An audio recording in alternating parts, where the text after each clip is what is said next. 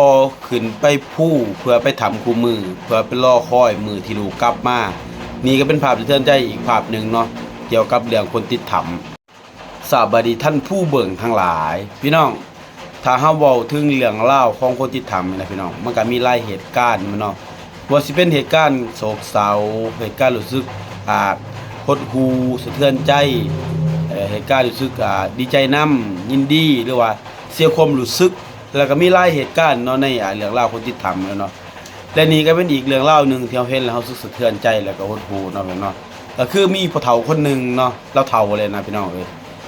ก็คือเป็นพ่อของหนึ่งใน2คนที่ติดถ้ำนะพี่น้องตามข่าวบอกว่าล่าวย่างขึ้นไปภูเขาคู่มือเนาะเพื่อไปปากถ้ำไปนั่งถานั่งรอคอยลูกเราเนาะ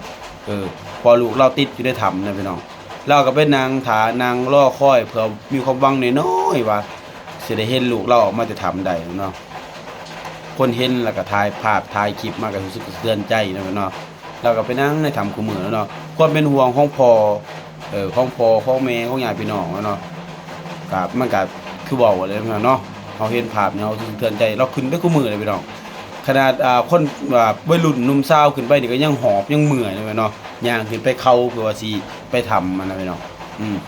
บางคนก็ต้องนั่งรถจกขึ้นไปเด้อน้อยอันนี้เราเฒ่าเราอายุจนบ่น่าว่าเกือบ70แล้วมั้งน้อยเนาะ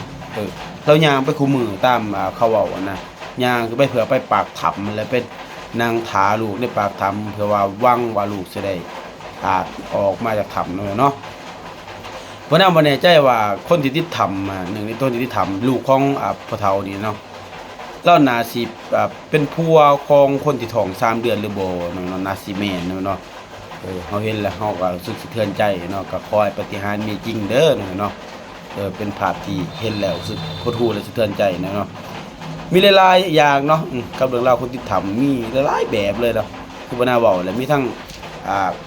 เสียความรู้สึกมีทั้งดีใจมีทั้งเศร้ามีทั้งดีใจมีทั้งมีความสะเทือนใจหดหู่มีหลายๆอย่างเนาะในเรื่องราวเนาะขอให้ปาฏิหาริย์มีจริงเด้อกันเด้อ